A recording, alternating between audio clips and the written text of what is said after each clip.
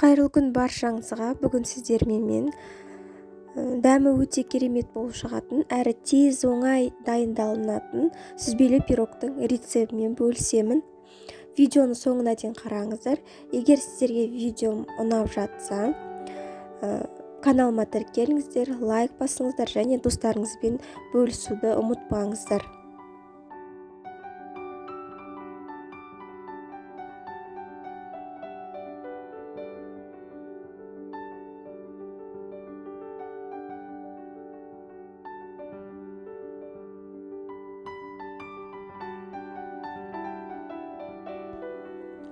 Ұнымызды електен өткізіп ыдысымызға саламыз.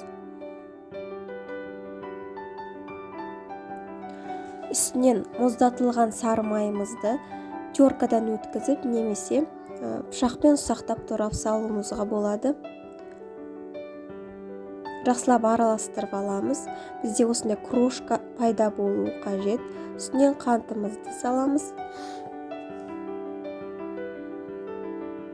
Осындай песочный болып шығу керек, рассыпчатый болу керек қамырымыз. Үстінен бір жұмыртқамызды жарамыз. Араластырып аламыз да. Сметана, қаймақ немесе айран қосуға болады. Жақсылап араластырамыз. Осылай қалақшамен бірінші араластырып аламыз да, кейіннен қолымызбен жақсылап қамыр елейтін боламыз. Бізде осындай қамыр шығуы қажет, қолға жабыспайтын. Қамырымызды холодильникке жарты сағатқа қойып қоямыз.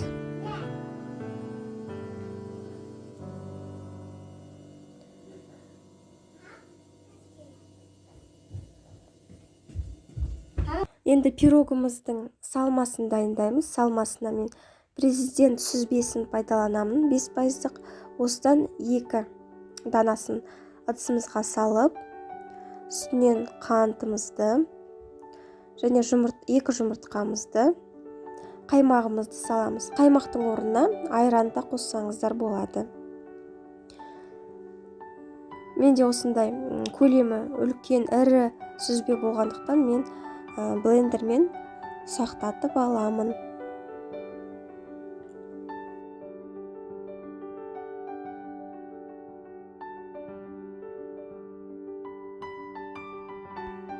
Сіздер кез келген сүзбені қолдансаңыздар болады.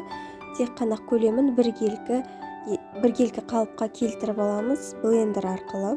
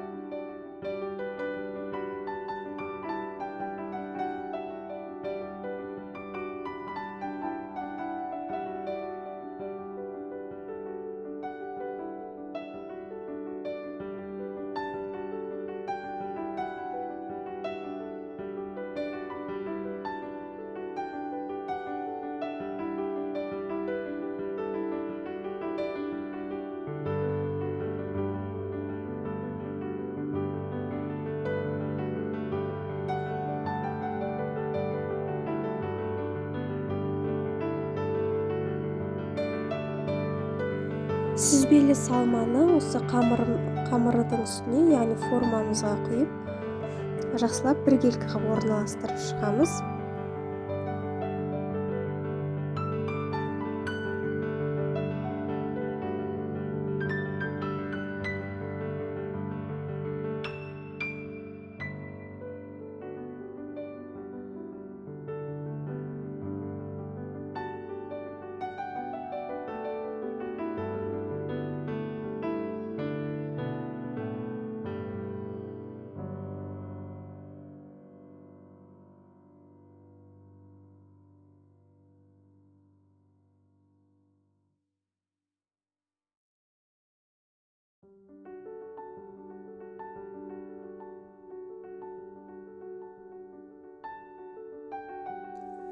Қамырымыздың екінші бөлігін осындай жұқа етіп жайып аламыз да жіңішке жолақтарға бөліп шығамыз.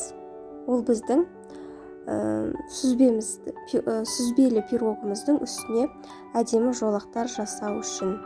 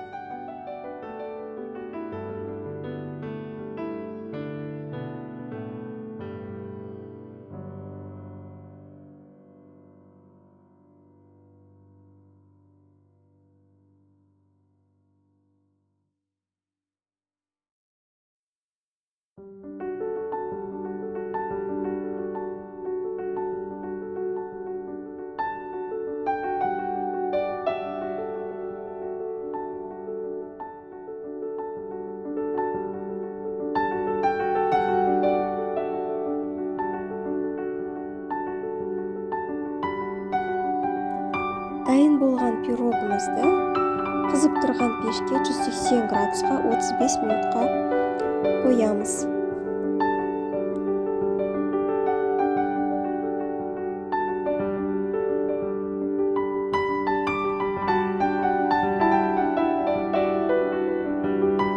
Мен пирогым пеште 35 минутта пісіп шықты. Үстінен қант ұнтағын сеуіп, одан әрі қарай әсемдейміз. Қант ұнтағын сепкенде дәмі одан бетер дәмдірек болып шығады.